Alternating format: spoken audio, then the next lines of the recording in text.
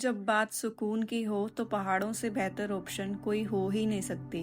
तो मैं भी अपना बैग उठाकर चल दी हिमाचल के इस खूबसूरत शहर कसौली में। मेरे सफ़र की असली शुरुआत हुई अंबाला कैंट के इस रेलवे स्टेशन से, जहां मुझे कालका तक जाना था और आगे का सफ़र मुझे कैब से तय करना था। पहाड़ों की इस दुनिया में पहुंचते ही नेचर ने मुझे सरप्राइज किया और मैंने चंडीगढ़ शिमला हाईवे पर ही सनराइज को विटनेस किया। और रोड पर जाते ये राइडर्स को देख के तो मेरा मन और भी एक्साइटेड हो गया।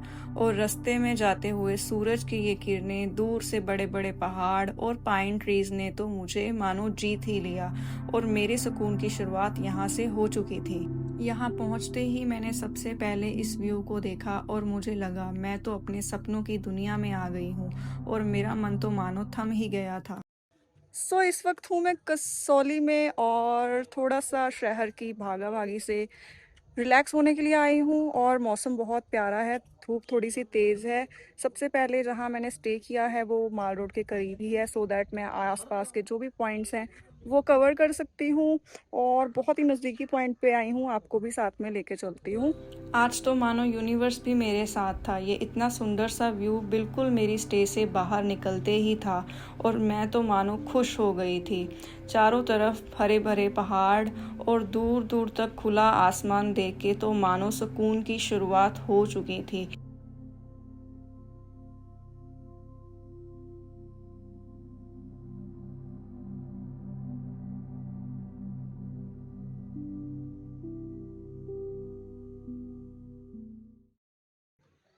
बहुत ही प्यारा व्यू है, यहाँ पे इतना क्राउड नहीं है जैसे बाकी जगह पे है। इसलिए मैंने इसको डिसाइड करा कि यहाँ जाते हैं। और दूसरा चीज़, मैंने पहले सोचा था कि जीबी जाऊँगी, लेकिन टाइम कम होने की वजह से मैंने वो प्लान स्विच कर दिया अपना कसौली की तरफ। तो वो अभी के लिए पेंडिंग है और बाद में देखते हैं उसको।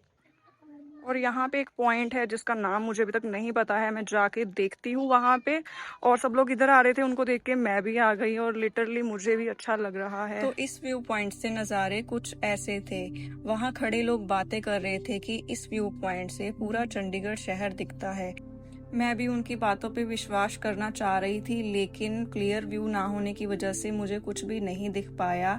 इसलिए मैंने उनकी बातों को लेट गो किया और आगे बढ़ गई। यहाँ पे आगे जाते ही मुझे बहुत अच्छा लगा और मुझे समझ आ गया था कि ये प्लेस उन लोगों के लिए है जो सुकून की तलाश में हैं और खुद को रिलैक्स करना चाहते हैं और भागा भागी में नहीं पड़ना चाहते। इसके बाद मैं हेरिटेज मार्केट की तरफ गई, जहाँ पे बहुत सारी शॉप्स थी, बहुत सारे कैफ़े थे जहाँ आप कल्चरल फूड ट्राई कर सकते हो। इसके अलावा यहाँ पे गिफ्ट शॉप भी थी, हैंडलूम शॉप्स भी थी और भी बहुत कुछ। और शाम के टाइम पे तो यहाँ बहुत ही ज़्यादा हलचल थी अभी के मुकाबले। और यहाँ पे मैंने भी ट्राई किया बन मस्का, जो कि नरिंदर स्वीट शॉप से था। सुनने में आया था कि ये शॉप बहुत ही फेमस है। उसके बगल में ही जाते जाते मुझे एक हैंडलूम शॉप दिखाई दी जहाँ पे बहुत ही अच्छी चीज़ें थी। और मैंने आगे बढ़ते हुए और भी ऐसी शॉप्स देखी और साथ में ये क्यूट से क्रोशेट फ्लावर्स देखे जो बहुत ही प्यारे लग रहे थे। कपड़ों की शॉप्स भी आपको यहाँ पे देखने को मिल जाएंगी, जहाँ पे मिक्स वैरायटी आप ले सकते हैं। मुझे ये स्कर्ट्स बहुत ही प्यारी लगी थी। थोड़ा आगे जाके मुझे मिली ड्राई फ्रूट की शॉप, जहाँ पे वैरायटी ऑफ ड्राई फ्रूट्स देखने को मिला। और मैं एक शॉप के बाहर बैठ गई ब्रंच करने के लिए। तो यहाँ पे कुछ मंकीज़ देखे। एक मंकी तो एक टी शर्ट के साथ ही खेल रहा था और उसको देख के सब लोग हंस रहे थे और बहुत ही अच्छा भी लग रहा था। और मैंने इस शॉप से खाया आलू प्याज पराठा, जो कि बहुत डिलीशियस था। मुझे नहीं लग रहा था कि मैं बाहर खा रही हूँ, ये बिल्कुल घर जैसा टेस्ट दे रहा था। शॉप के बाहर ओपनली बैठकर खाना मेरे लिए फ़र्स्ट एक्सपीरियंस था। मुझे बहुत ही रिलैक्सिंग फील हो रहा था और साथ में मुझे ये भी डर लग रहा था कहीं मंकीज़ मेरा खाना चुरा के ना भाग जाएं। इतनी खूबसूरत जगह पे जब मैंने ऐसे पैकेट फेंके हुए देखे तो मुझे बिल्कुल अच्छा नहीं लगा। तो चलिए अब बढ़ते हैं अगले पॉइंट की तरफ, यानी कि क्राइस्ट चर्च। पुरानी अंग्रेजी शैली में बना हुआ ये चर्च 19वीं सेंचुरी में बना था और इसकी खूबसूरती देखने लायक है और ये कसौली की पहचान भी है। इस चर्च का हर एक कोना बहुत ही एस्थेटिक वाइब देता है और अंदर जाके भी बहुत अच्छा लगता है, लेकिन अंदर वीडियोग्राफी करना सख्त मना है, तो मैंने सिर्फ बाहर से ही शूट किया और नेचर को एंजॉय किया। यहाँ से निकलने के बाद मैंने देखा तिब्बतन मार्केट, जहाँ पे तिब्बतन स्टाइल कैफ़े, लॉन्ज और भी बहुत सारे गिफ्ट शॉप, क्लोथ शॉप थी। तो सब जगह पे एक्सप्लोर करते करते मैंने रास्ता पकड़ लिया गिलबर्ट ट्रेल और मंकी पॉइंट की तरफ। वहाँ पे ऊपर जाते ही मुझे एहसास हुआ कि जो सुबह से मैंने व्यू पॉइंट देखे थे वो तो बस एक शुरुआत थी।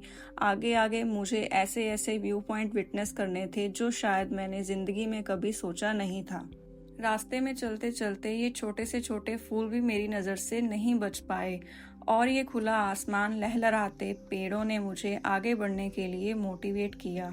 मंकी पॉइंट तक जाने का ये 4 किलोमीटर का रास्ता कैसे कट गया मुझे पता ही नहीं चला।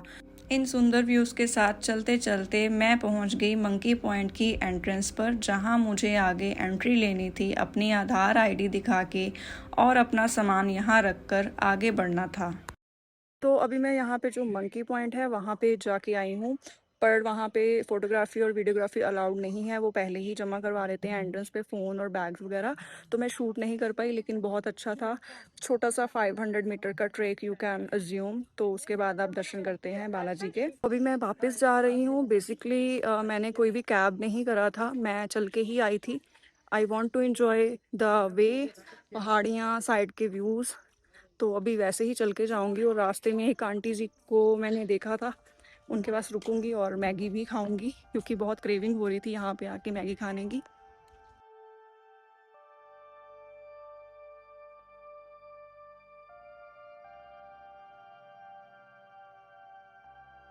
मंकी पॉइंट से वापस आने के बाद मैंने रास्ता पकड़ा गिलबर्ट ट्रेल और सनसेट पॉइंट की तरफ। तो गिलबर्ट ट्रेल की तरफ जाते हुए ये रास्ता बहुत ही छोटा हो जाता है, लेकिन रास्ता इतना ज़्यादा प्यारा है कि इसकी खूबसूरती आप बयान नहीं कर सकते। मुझे तो लग रहा था कि मैं स्वर्ग में घूम रही हूँ। दो चीज़ें मेरे साथ बैड लक हुई हैं अभी, मतलब अच्छी नहीं हुई। मुझे मैगी खानी थी उस आंटी की, वो भी मैं खा नहीं पाई क्योंकि वो 4:30 बजे अपनी शॉप को ऑफ कर गई। और मैंने सोचा था अभी गिलबर्ट ट्रेल जाऊंगी, तो वहाँ पे दो रास्ते थे, कुछ लिखा नहीं था। सो मैंने जस्ट मैप पे चेक किया और निकल गई, और वो अनफॉर्चुनेटली रास्ता गलत निकला। अब फिर से वापस जा रही हूँ। अब मुझे सनसेट पॉइंट भी देखना है और वो भी देखना है, तो टाइम का थोड़ा सा इशू हो रहा है अभी मेरे लिए। देखते हैं मैं दोनों चीज़ें कवर कर पाऊँगी या नहीं शाम तक। लेकिन बाकी का बहुत सही चल रहा है, बड़ा मज़ा आ रहा है।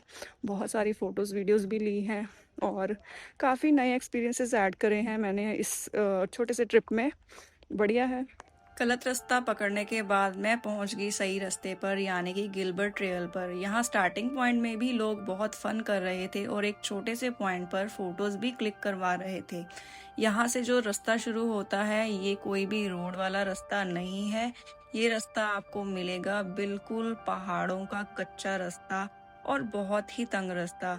यहाँ पे आपको रॉक्स भी मिलेंगी रास्ते में, थोड़ा अनइवन है, ध्यान से चलना पड़ता है और बहुत मज़ा आता है। मतलब मैं बयान नहीं कर सकती कि ये 10 मिनट के रास्ते ने मुझे क्या एहसास कराया। और मैं पहुंच गई गिलबर्ट ट्रेल के इस सुंदर से व्यू पॉइंट पे, जहाँ पे खड़े होके मुझे लग रहा था कि मैं बस यहीं रुक जाऊं, ये हवाओं को महसूस करूं, दूर तक जहाँ पर मैं देख सकती हूँ देखूं। इस व्यू पॉइंट पे मैंने जो नज़ारा विटनेस किया उसको मैं कभी नहीं भुला पाऊंगी, वो मेरे दिल में बस चुका है।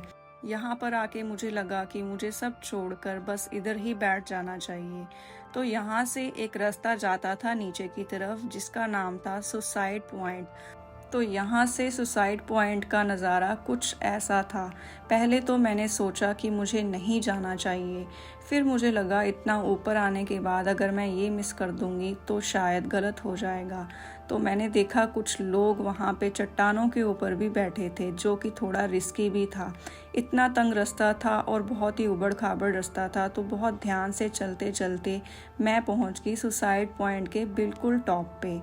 मेरा यहाँ पर आने का डिसीज़न एकदम सही था, क्योंकि अगर मैं कैंसिल कर देती तो मैं ये व्यू पॉइंट को मिस कर देती और यहाँ की खूबसूरती एंजॉय ना कर पाती।